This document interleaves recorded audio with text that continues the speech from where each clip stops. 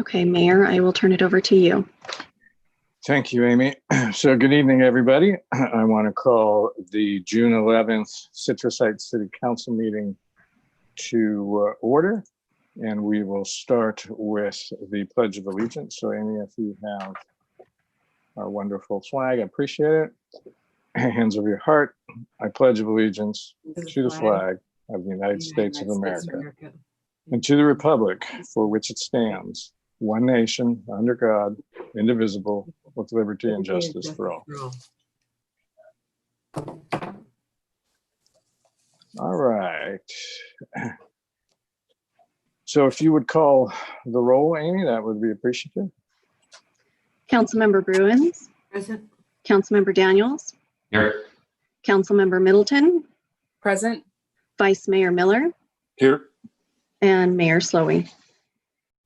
Present. Thank you. Video statement, please. This meeting of the Citrus Heights City Council is cablecast. Unfortunately, we're having technical difficulties tonight, so it will not be live on Metro Cable 14. We do have it via YouTube live through the city's website at citrusheights.net. The meeting will be recorded and replayed on Metro Cable 14 on Sunday, June 14th at 9 a.m. And a DVD copy is available for checkout from any library branch.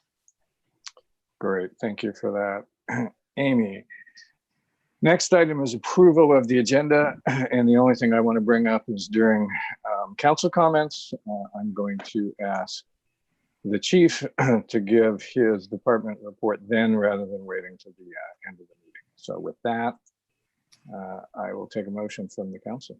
With that change, I'll move approval of the agenda. Second. We have a motion and a second. Amy, since this is video, we need a roll call. Sorry. Councilmember Prudence. Aye. Councilmember Daniels. Aye. Councilmember Middleton. Aye. Vice Mayor Miller. Aye.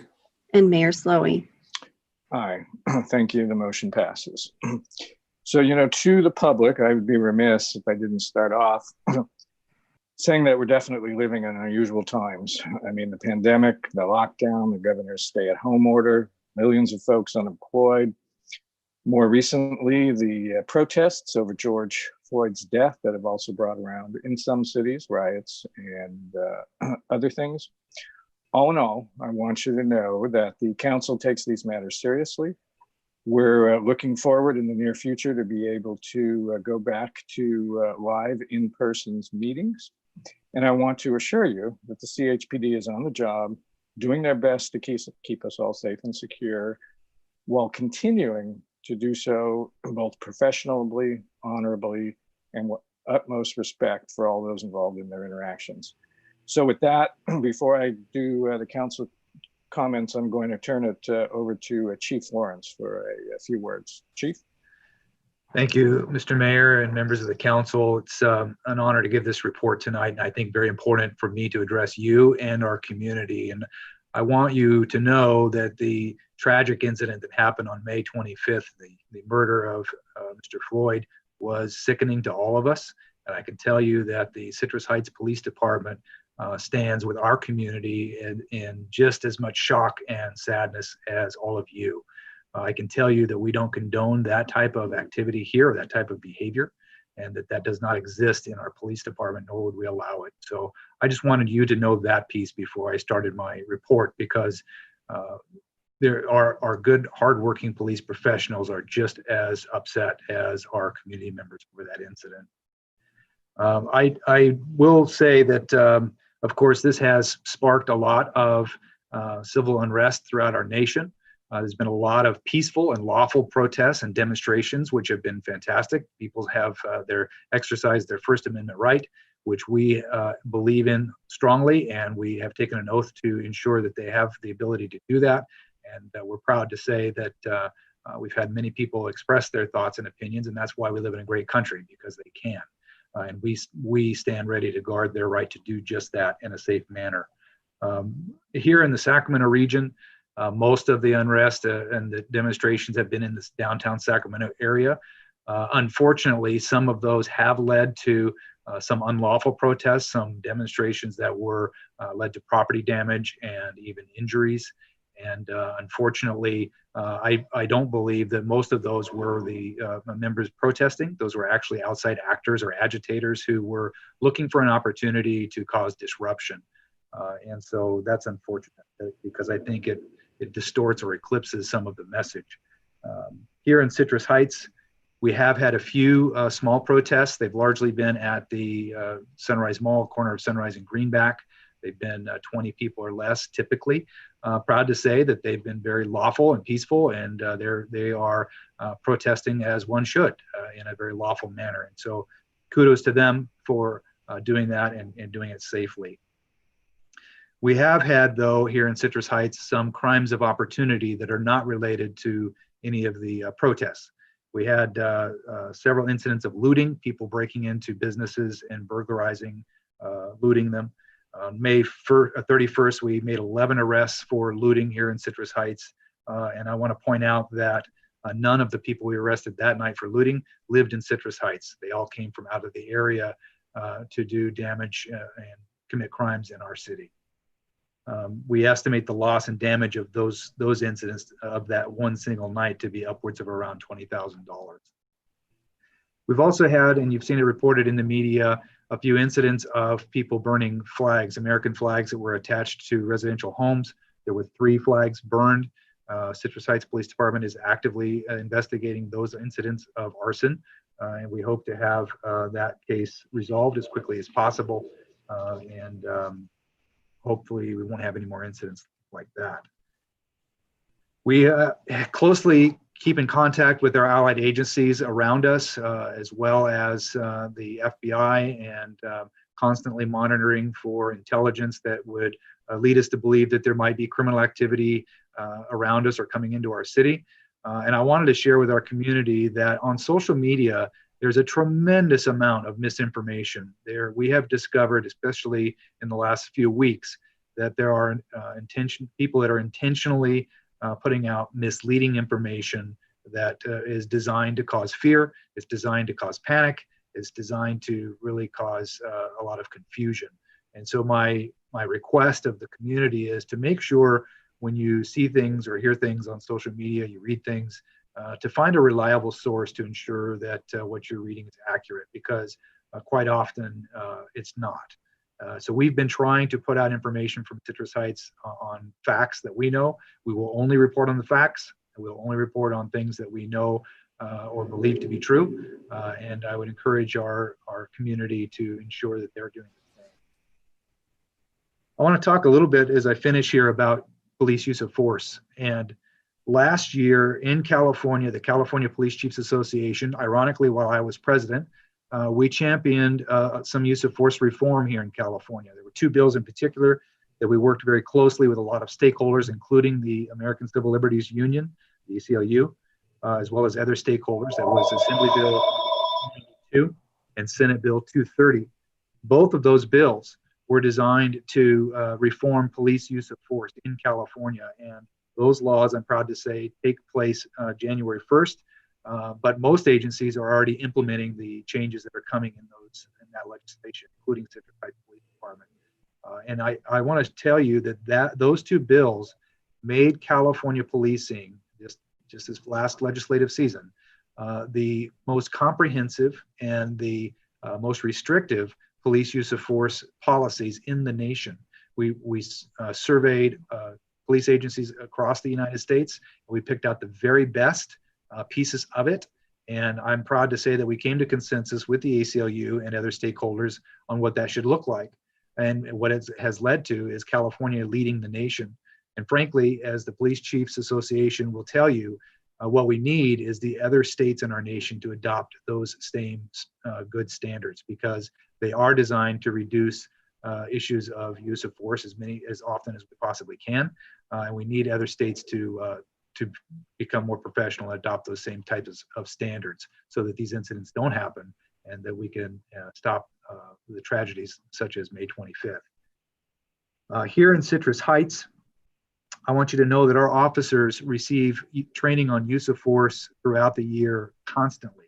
We're constantly reviewing our policies, and we routinely train our officers on use of force.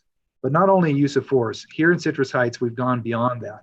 We train our officers in something called procedural justice. And procedural justice at its core is really about how we treat people, how we understand that everyone has a different lens with which they see things through, and that we treat people with professionalism, with respect, and with dignity, regardless of our encounter with them. Even if it's somebody, maybe even especially if it's somebody we're arresting, we treat them with dignity, with professionalism, and with care.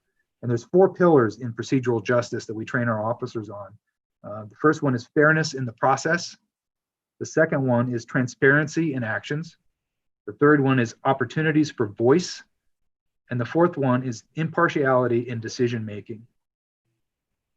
Those are powerful things. And I want you to know that the culture of our police department here wholeheartedly believes in those pillars. And we believe in treating our community with the utmost respect and professionalism.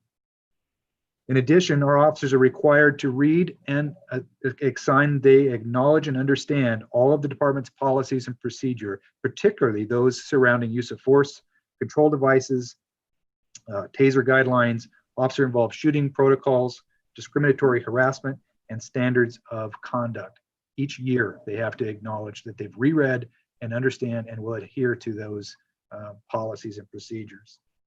And I'll just close with this, Mr. Mayor. I want to specifically thank not only our police department, the men and women of Citrus Heights Police Department that do a very challenging, very dangerous job that is often very thankless. And they do it with pride, with professionalism, and they do it because they care about this community. And that leads me to my second thanks, and that's to all of you. The people in our community have had a tremendous outpouring of support for their police department. We feel your love, we feel your respect, and I want you to know that we are there for you and always will be. Thank you, Mr. Mayor. Thank you, Chief Lawrence. I appreciate your time. I have to say I'm a little shocked to hear everything I don't see on social media is not true. You burst my bubble there, but I'll get over that. So, all right.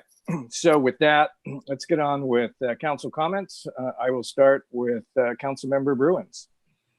Good evening. Thank you, Mayor Slowey. First of all, I just want to start off by saying thank you to our chief for the fine job that he does and his whole department. Especially proud that you led the Police Chiefs Association last year, and what a red letter year you had in your success in getting this legislation through. And I'm very proud of you, Chief.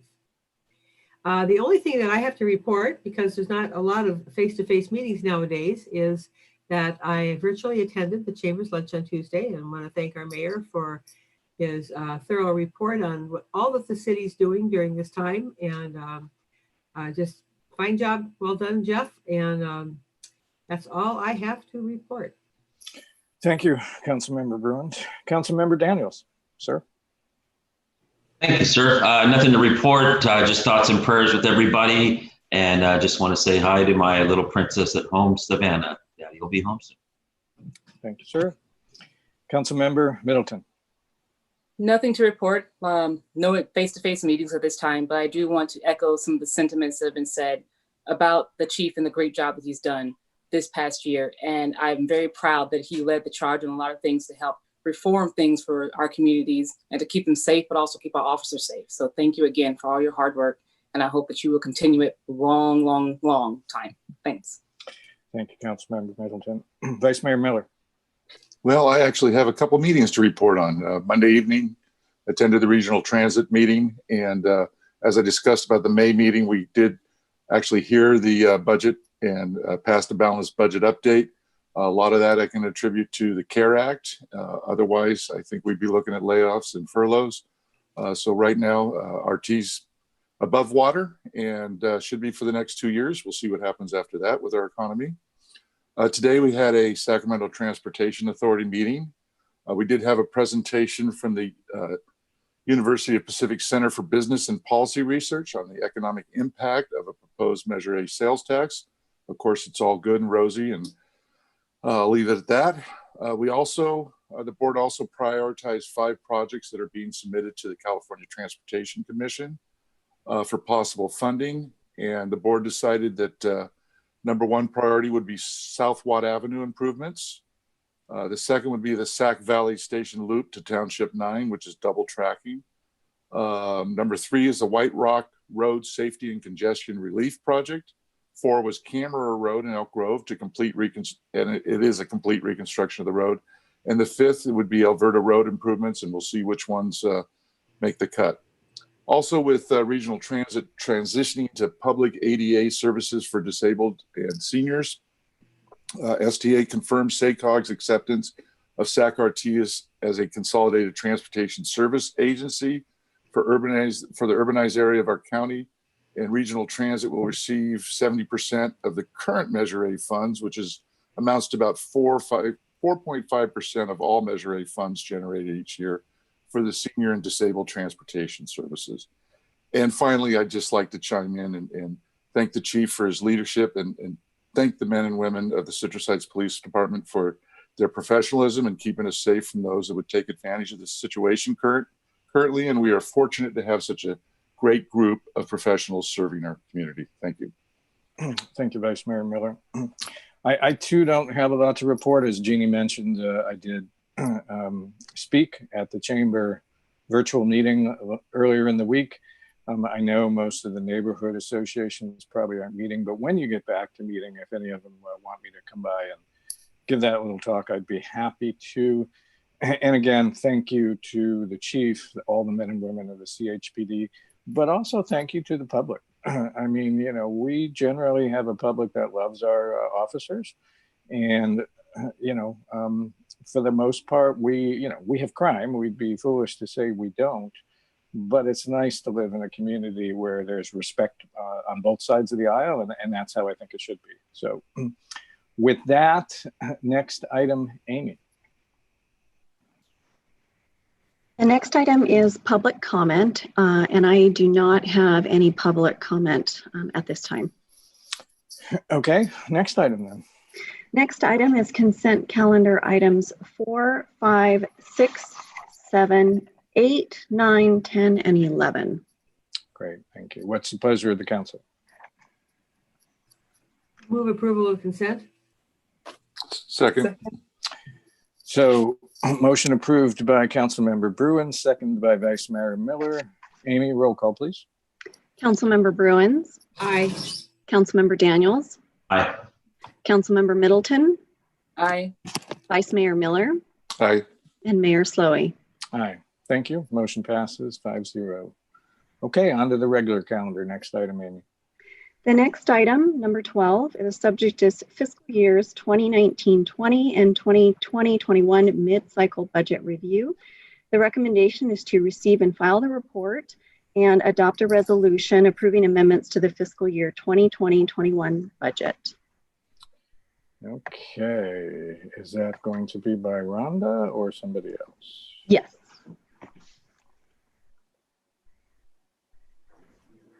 Oh, you're there in person. Okay. I am. I was looking for you on the Zoom and I'm like, she's not here. Nope, I'm here. I'm here. Well, good evening, council members and Mayor Slowey. I'm Rhonda Rivera, Assistant City Manager, and this evening I will be sharing the mid-cycle budget review. I'll be reviewing the previously adopted budget and our updated projections for this fiscal year and the next. We've spent hundreds of hours putting together these projections to help us continue to make informed decisions aligned with our core values of fiscal prudence and transparency. Please keep in mind that we're presenting projections with the assumption that our economy will reopen this summer and that there will not be a second wave of the virus and associated health orders.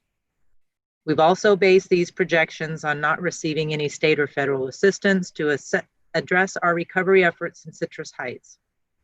Cities our size have been left out of the 3 COVID-19 related stimulus packages passed at the federal level.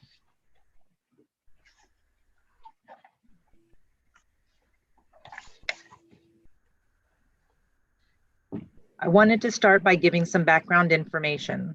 The city is very fortunate to have adopted a 2-year budget last year on June 13th, 2019. Our new 2-year budget has provided us stability during a time of crisis so that we can be flexible, adaptive, and responsive.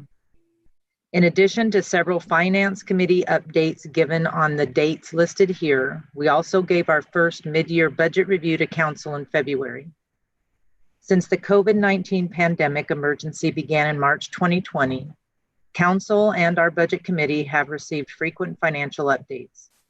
We had a closed session debrief on the budget with the City Council in April, and we are now here to present our budget projections for fiscal years 2019-2020 and 2020-21 to reflect the impacts of COVID-19.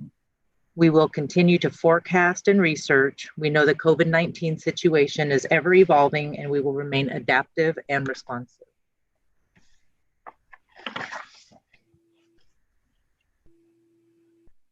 So here is a recap of what was adopted for the fiscal year 2019-2020 budget.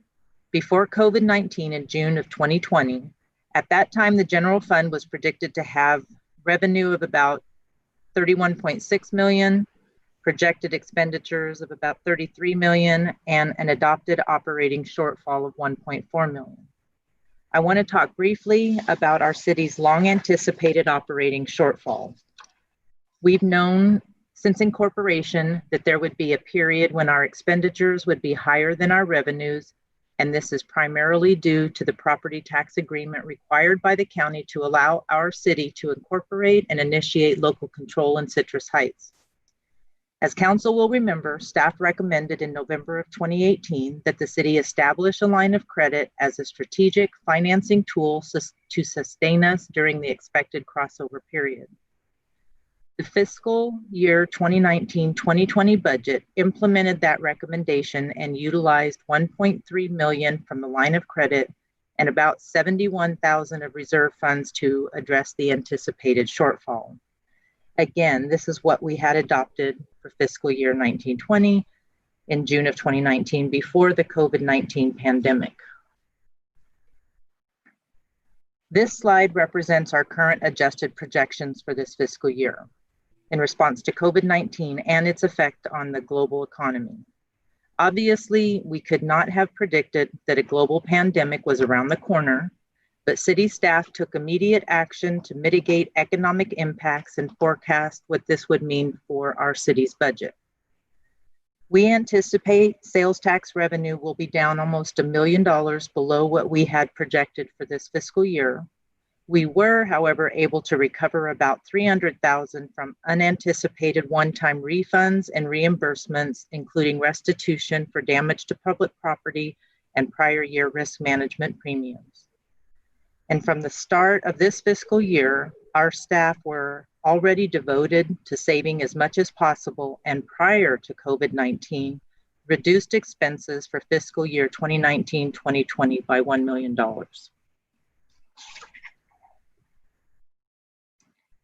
So now looking ahead to what was adopted for the next fiscal year, Council approved the following for the 2020-2021 budget.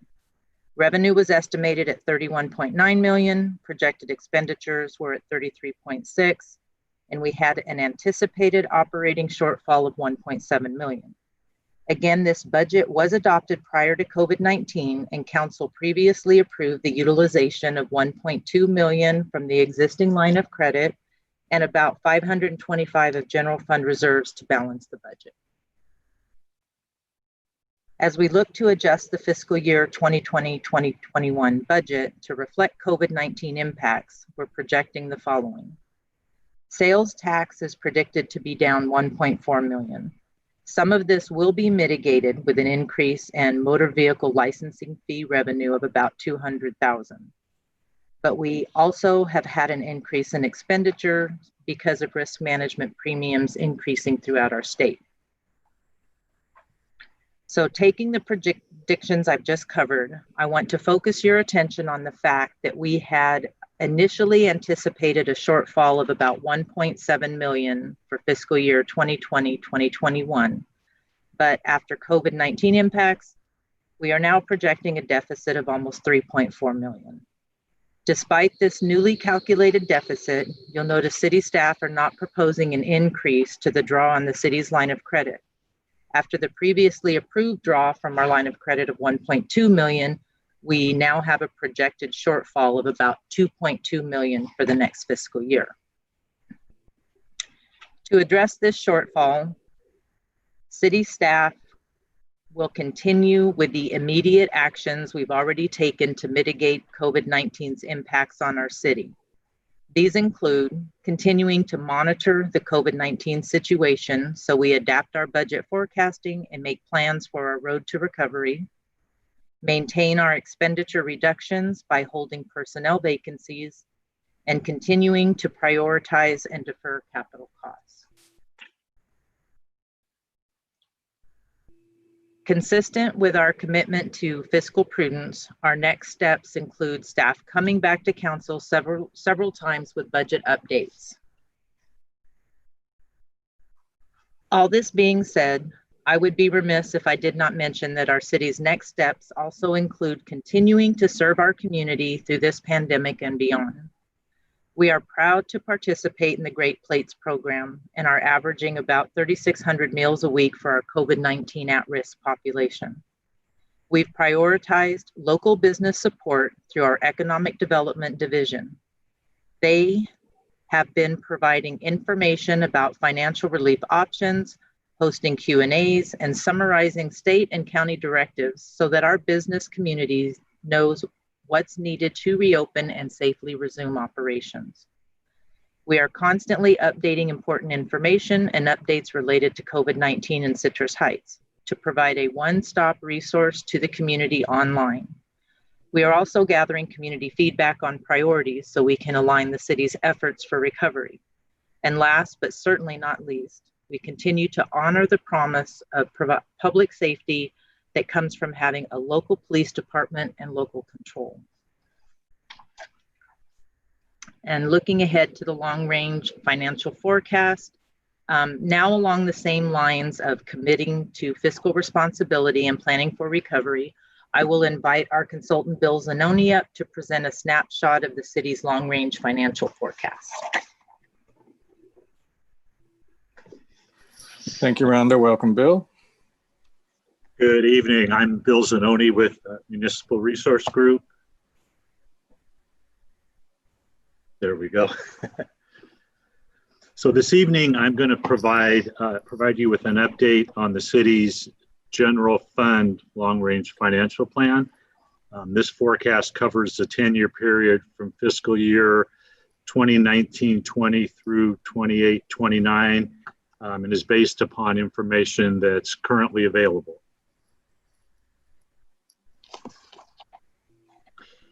As we've discussed previously, there are several reasons for developing and updating a financial forecast. The first is to exercise fiscal prudence as stewards of public funds. The second reason is to demonstrate fiscal responsibility by conducting strategic fiscal planning and to identify potential issues well in advance of their occurrence and to develop a corrective action plan.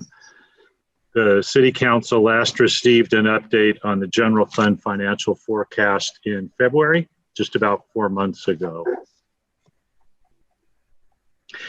As you've just heard from the Assistant City Manager, the city has a commitment to leadership, transparency, and fiscal responsibility.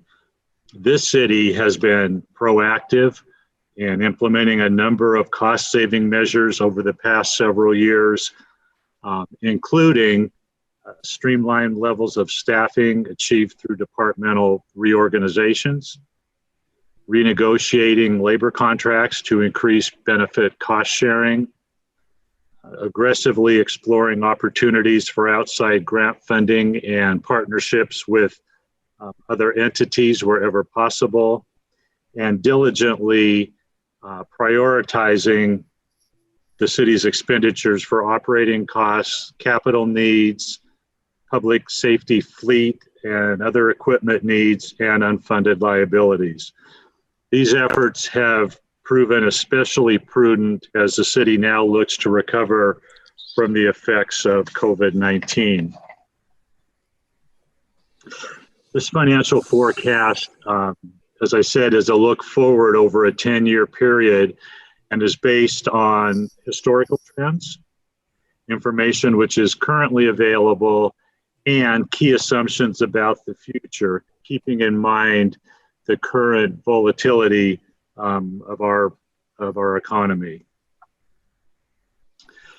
This forecast assumes that the impact of COVID-19 will continue only through next fiscal year. We have not included in this analysis the potential fiscal impact of a second wave of the COVID pandemic. The forecast assumes an inflation rate for revenues and expenditures in the range of 2.5% to 3%. We're assuming that the city will begin to receive property tax revenue, its share of property tax revenue, under a tax sharing agreement with Sacramento County beginning in 2023, and that the city will fully utilize and then repay the 2018 line of credit finance. Financial forecast also assumes that there will be minimal funding for the replacement of public safety fleet and other city equipment. We have assumed no capital funding for the first 7 years of the forecast period, and then only $3 million during each of the last 3 years, which is significantly less than the city's capital funding needs. This financial plan identifies the minimum prudent level of general fund reserves as stated in the City Council approved reserve policy, which is also the minimum benchmark used by other cities and a measurement by which the fiscal health of a public agency is evaluated. And finally, there is no funding provided in the current 2-year budget, 1920 or in 2021, for the city's long-term OPEB obligation, and we've only included the minimum actuarial required contribution in the assumptions for the remaining 8 years of the forecast period. So based upon the assumptions which I've just discussed, we have projected that the city's general fund will experience an operating shortfall where revenues are insufficient to meet expenditures during 8 years of the 10-year forecast period, and that property tax revenue that the city will begin receiving in fiscal year 22-23 will not be sufficient to fully resolve this situation. Because of the anticipated revenue shortfall, we've assumed that the city will draw down reserves significantly below the minimum prudent level each year, and that the city's general fund cash will be depleted and in fact be negative during 3 of our 10-year forecast period, which will require some type of outside funding or other corrective action.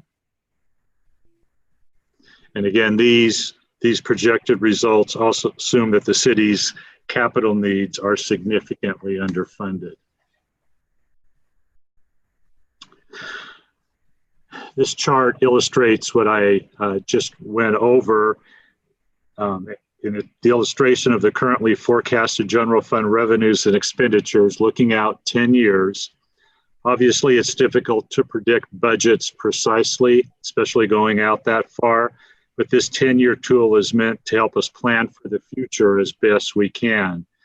You'll see on the chart as it stands, with all of the assumptions that I just discussed, we're looking at a revenue shortfall in 8 of the 10 years. Anytime the red line, which is expenditures, is above the blue line, which are anticipated revenues, it means that the city is tapping into general fund reserves. I pointed out that the influx of property tax revenue in fiscal year 22-23, you can see with that first arrow where the blue line revenues spike up in 22-23, that reflects the property tax revenue coming in, as well as the scheduled payoff of the city's line of credit financing in fiscal year 24-25. And you can see that red line where it spikes up and then comes down. That's the final payment on the line of credit financing. Again, please keep in mind that there are major capital projects that are not reflected in the expenditure red line. If we were to illustrate those capital needs, which would include, for example, funding for residential street maintenance, there would be a third line which would be far above our current expenditure predictions. Staff is working diligently right now to develop recommendations for council to address the shortfall illustrated here. And we'll be coming back to council in the near future with suggestions and additional research. So to conclude, the next step will include continued assessment, prioritization, and reporting out on the city's unfunded needs, identification and implementation of additional operating efficiencies, which I can say will be difficult as this city has already made significant efforts to reduce costs and operates in a very lean budget, and provide the city council with additional information and recommendations. So at this point, I will hand the presentation back to Rivera, who will present the action items associated with review of the current 2-year budget, and then we'll be available for questions. Thank you, Bill.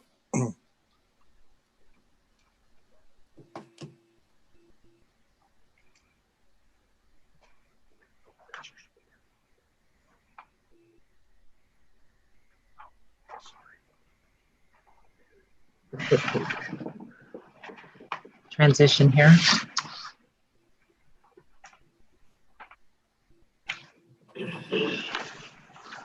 So we've just presented then our mid-cycle budget review, as well as given an update on what we have for our projections for changes needed for the 2020-2021 budget. And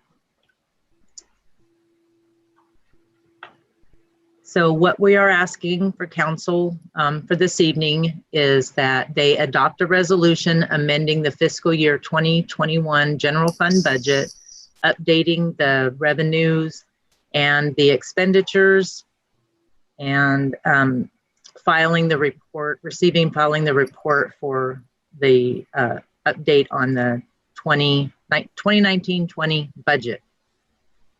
Are there any questions? Questions for either Rhonda or Bill? Hi, I have a question.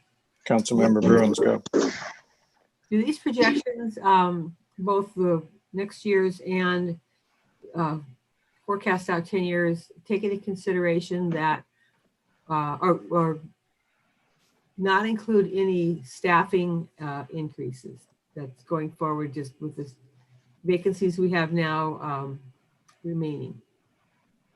The forecast assumes the current level of staffing throughout the 10-year period. We have not added any additional staff into the forecast. Okay. Well, you know, that concerns me because I don't know how realistic that is, how we're going to be able to get through the next 10 years without without looking at our staffing needs. But at this point in time, I realize that this is what we have to do. So thank you. I agree. And that's, as I indicated, this is a very lean budget that we're starting with as our base. Right. Right. And we also realize that as more information comes in, you're constantly updating long-term as well as current. So yes. Yeah, it is what it is based on what you know today. So appreciate that. Additional questions for Rhonda or Bill? Turn it back over to Amy. Hearing none, I think there's a couple of actions your guys are looking for. So Amy, if you could go back a page or two so we can, there we go. I think we only have one item to vote on. One is a receipt. Right, I'm sorry, you're right. Receive and file, and the other one is a resolution right here. Okay, so I move to approve the resolution of the City Council of the City of Citrus Heights approving the amendments as stated to the 2021 and 21 budget. Okay. Second. So we have a motion by Councilmember Bruins, a second by Councilmember Middleton. Amy, roll call, please. Councilmember Bruins, Aye. Councilmember Daniels, Aye. Councilmember Middleton, Aye. Vice Mayor Miller, Aye. and Mayor Slowey. Aye. Motion carries 5-0. Thank you, Amy. Thank you, Rhonda and Bill. Appreciate that. Next item, please, Madam Clerk. The next item is regular calendar, item number 13. The subject is Great Plates Delivered Restaurant Contract Amendments. And the recommendation is there are 6 resolutions for council's consideration to execute an agreement with Beach Hut Deli, Boston's Pizza, Ciro's Pizza, Dos Coyotes Border Cafe, NorCal Subs, and Our Vida Cantina for the Great Plates Delivered program. Okay. And I will ask our esteemed attorney when we get there, do you want 6 separate motions or can we take one? Sorry, Mayor, these are 6 different contracts. We're going to do 6 different Okay. actions, please. I don't even know why I asked. You knew the answer before you asked it. I did. I know. Sorry to say. All right. Is this Catherine or is this Chris Myers? Chris. Who's Chris? Welcome, Chris. I haven't talked to you or seen you in a while. So welcome. Good evening, Mayor and Council members. Chris Myers, General Services Department. This evening, we brought you 6 resolutions so that we can continue our work with the Great Plates program. The program is 75% funded by FEMA, 18.75% by Cal OES, and requires a 6.25% match. Based on our current program participation, the city's match will likely fall between $37,000 to $112,000. State statistics, there are 36 agencies statewide involved in this program, 27,432 participants. As of yesterday, 1,027,000 meals have been served, 200,000 meals delivered a week, and 432 food providers statewide. On our side, for Citrus Heights, we are averaging 377 applications that have been received, 171 residents, which does fluctuate, that are currently enrolled per week. Some people add, some people drop. It's a back and forth game. We're averaging 3,500, almost 3,600 meals a week delivered, and each resident receives 3 meals. So they get a hot lunch, a reheatable dinner, and a breakfast for the following morning. And as of today, we have roughly about 155,000 that the city has invested back into the business community. This program, which has been tremendous, and on a social level, a lot of work has been done with the help of Nicole and Megan. There have been over 2,300,000 impressions. Regional media coverage, Fox 40 came out live and did a few spots. Local media coverage on the Sentinel, the Messenger, social media, Facebook, Twitter, Linked, Nextdoor, and YouTube, web pages, business newsletters, homepage, newsflash section, and then a lot of online interaction with a lot of parents and their children trying to get enrolled in this program. We've met a lot of people who don't live in Citrus Heights, but their parents do, and they obviously found out about this program and have done their due diligence to get their seniors enrolled. We've mailed letters and mini flyers to community leaders, volunteers, and more. We've mailed letters to seniors on their city mailing lists. And then Allison was gracious enough to hand deliver flyers to the Citrus Heights Bingo group when they did a drive-through bingo. Our food providers currently are Beach Hut Deli, Boston's Pizza, Ciro's Pizza Cafe, Dos Coyotes, NorCal Subs, and Our Vida Cantina.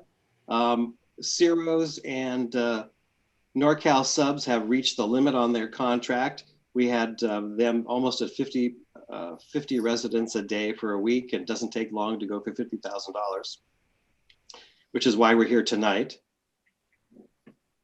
And then we have some pictures of just some of the quality of the food that has been delivered. These are meals prepared by Dos Coyotes Cantina. The food portions have been more than generous, and they actually are better than the standard that was asked for in the Great Plates program. I think that there's been some feedback from other agencies that have not gotten this quality of food delivered. So, you know, we are very pleased that we've been able to facilitate this to the community. Again, some sandwiches. There's an example of a breakfast that's put together. Got lots of nourishment. And then we've had a lot of participant comments that have been exceptionally positive.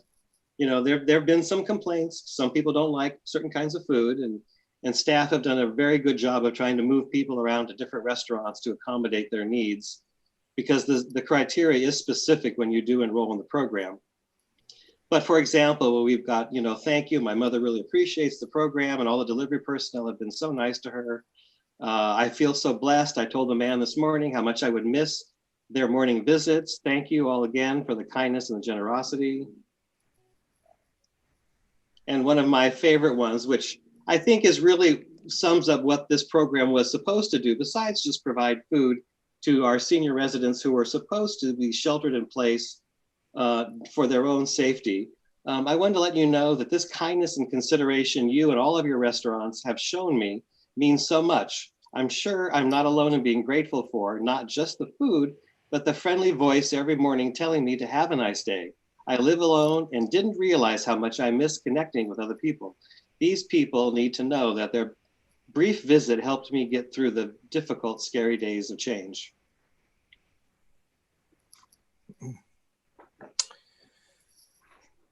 Thank you, Chris. So I'm sorry, go ahead. No, go, please finish. I'm sorry. I don't have anything additional to add to that. Our resolutions are to extend the $50,000 contrast to $139,000. The program was graciously extended through FEMA and Cal OES yesterday to take us to July 10th. And they are going to begin to work on a third extension to take us into August.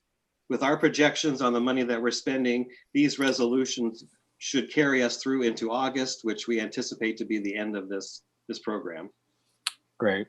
Thank you, Chris. You know, one thing that strikes me as I look at these restaurants that are involved is most of them are, you know, typically not breakfast fare. So, you know, they've all gotten creative to get into the program to be able to put money not only back into the business, but keep people employed. So I think it's a great program. Plus we're feeding, you know, seniors. So I think it's great.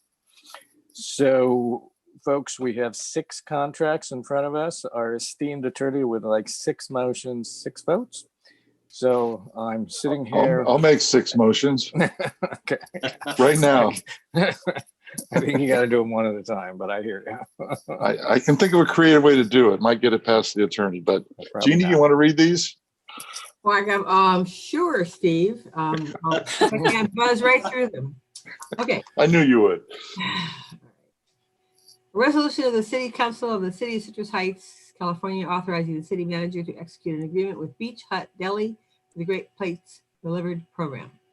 Great. We have a motion. We have a second. That's my motion, right? Second. We have several seconds. So Amy, roll call, please. Councilmember Bruins, Aye. Councilmember Daniels, Aye. Councilmember Middleton, Aye. Vice Mayor Miller, Aye. and Mayor Slowey. Aye. Check mark next to Beach Hut Deli. Next. I'd like to move, we approve a resolution of the City Council of the City of Citrus Heights, California, authorizing the city manager to execute an agreement with Boston's Pizza for the Great Plates Delivered program. We have a motion. How about a second? Second. All right, Amy. Councilmember Bruins, Aye. Councilmember Daniels, Aye. Councilmember Middleton, Aye. Vice Mayor Miller, Aye. and Mayor Slowey. Aye. Motion passes. Check. Boston's Pizza. Next. I move we approve a resolution of the City Council of the City of Citrus Heights, California, authorizing the city manager to execute an agreement with Ciro's Pizza for the Great Lakes Delivered program. Motion. Do we have a second? Second. Amy. Councilmember Bruins, Aye. Councilmember Daniels, Aye. Councilmember Middleton, Aye. Vice Mayor Miller, Aye. and Mayor Slowey. Aye. Ciro's Pizza. Check. Next. Okay, I move we approve a resolution of the City Council of the City of Citrus Heights, California, authorizing the city manager to execute an agreement with Dos Coyotes Border Cafe for the Great Plates Delivered program. Motion. Do we have a second? Second. Second. Amy. Councilmember Bruins, Aye. Councilmember Daniels, Aye. Councilmember Middleton, Aye. Vice Mayor Miller, Aye. and Mayor Slowey. Aye. Two more motions. I move we approve a resolution of the City Council of the City of Citrus Heights, California, authorizing the city manager to execute an agreement with NorCal Subs for the Great Plates Delivery Program. We have a motion. How about a second? Second. Second. Amy, please. Councilmember Bruins, Aye. Councilmember Daniels, Aye. Councilmember Middleton, Aye. Vice Mayor Miller, Aye. and Mayor Slowey. Aye. Jeannie, one more time. Okay, I move we approve a resolution of the City Council of the City of Citrus Heights, California, authorizing the city manager to execute an agreement with Our Vida Cantina for the Great Plates Delivered Program. Second. Motion and a second. Amy. Councilmember Bruins, Aye. Councilmember Daniels, Aye. Councilmember Middleton, Aye. Vice Mayor Miller, Aye. and Mayor Slowey. Aye. Thank you. So all have extended contracts. Beach Hut Deli, Boston Pizza, Ciro's, Dos Coyotes, NorCal Subs, and Our Vida Cantina. So thank you, folks. And Chris and Catherine, thanks for administrating that program. I'm glad to hear one. It's going to go through July, and hopefully it gets extended to August. So good investment, not only, well, from everybody who's assisting with it. So thank you. Question? Yes. Please. Yeah, the program. So I know when the program was originally created, it would provide for up to, I believe it was up to 20 restaurants and up to 500 people being served. Correct. So if more restaurants wanted to sign up, is that opportunity still available to them if we, through further resolutions, or is this it? There are additional opportunities for restaurants if they wish to step up. It has been a struggle to get people on board because most of them either want to do one meal. Breakfast is a challenge, and Jeff had said that earlier. It's a real difficulty. We've had to talk a lot of people off of a ladder to try to get them to understand they can do this if they really want to. And we did get, some very, very well thought out breakfasts, which I think are probably a lot better than what anybody anticipated. But it has been difficult. There's a couple of local restaurants that just couldn't come up with a way to do that, and they just couldn't get there. But we are open and engaged to whoever may want to come forward. We could easily pick up 4 or 5 more, which would take the load off of everybody, and then distribute that money through the rest of the community at a broader base. Right. Well, thanks, Chris. And kudos to the restaurants that have stepped up, and the fact that they're doing, they're not just doing a minimum job, but they're really making this work for our community. Yeah, I have to say the picture of that dinner that Chris showed was actually better than the dinner I had tonight. So I'm very jealous. I won't tell your wife you said that. Yeah, well, she's out of town. That's why my dinner was good. All right, next item, Amy. Next item is department reports, which we've already done. And next is city manager items. Yes, thank you. Yes, thank you, Mayor, members of the council. Good evening. Chris Boyd, City Manager. Just a few items this evening related to COVID. So our county will be moving forward into stage 3 of California's resilience roadmap tomorrow, June 12th. So our city's website and social media channels will be sharing the latest public health order in the morning, which will outline the complete list of businesses and activities included in this next stage. While we are excited for more of Citrus Heights businesses to reopen, our first priority is always resident safety. So we do urge everyone to continue following recommendations like regular hand washing, social distancing, wearing face masks, and physical distancing isn't realistic. We urge our business community to take a look at our economic development section of our website.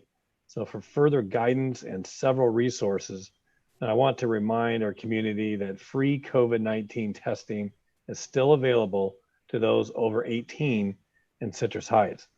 So as of early May, you don't need to be exhibiting any symptoms to get an appointment for the free test, as was the case before. And again, this information is on the city COVID-19 webpage. In addition to the COVID-19 updates, I wanted to share that our staff remain dedicated to moving forward important projects for our community's future, including the specific plan for the Sunrise Mall. I want to invite our community to join the virtual workshop on Tuesday June 30th. City staff will be sharing the project's vision, which is based on feedback from our residents, city council, and key stakeholders. You can tune in from any smartphone, computer, or tablet. We'd love to see the same kind of engagement that we had at our first community workshop. And if the council recalls, we had over 300 people attend that. So to find out more about the vision to revitalize Sunrise Mall or to register for our virtual workshop, please visit sunrisetomorrow.net. So finally, I want to share that I'm really proud of this community's solid roots and all the ways that I've seen neighbors compassionately helping each other. So let's continue to take care of each other as we work through this. So with that, thank you, Mayor. Thank you, City Manager Boyd. Appreciate your comments. Next item, Amy. The next item is items requested by council members or any future agenda items. Anything from the council? The only thing I will comment on is I know I've spoken to City Manager Boyd. I think some of the rest of you have. We are, looking at when we can get back in council chambers, i.e. in-person meetings, doing it safely. Definitely July is, I can't 100% promise if it will be in 2 weeks. We're looking at that. But if it isn't in 2 weeks, it will be the first meeting in July. So it's one or the other. There's a few back and forths that have to be worked out. Again, because we want to be able to do it safely, but we are looking to, as things open up, no reason for us not to be back in the chambers. But I can't promise you if it'll be the next meeting or the following one, but it will be one of those two. And Mayor, may I add to that? You can. So, what staff is trying to accomplish here is we need to set some technology up, and we have purchased some technology to do that, but mainly to give council members options. So, maybe, a couple of you, would prefer in the timeline the mayor just said to come in and sit on the dais. Maybe some of you would prefer to stay home for longer, depending on data and what's going on. It's the city's aim to create the option so we can run a council meeting with some of you at home and some of you in the chambers. At more of a personal level, I would like to discourage the council members from rushing to that, but it's my job to create that option and capability for you, and that's what we're doing. Great. So more to come on that for the council members. Anything else from any other council member? All righty, I got 7:58. I think that's all there is. So with that, I will go ahead and end the meeting and just wish everybody happy weekend and stay safe and social distance.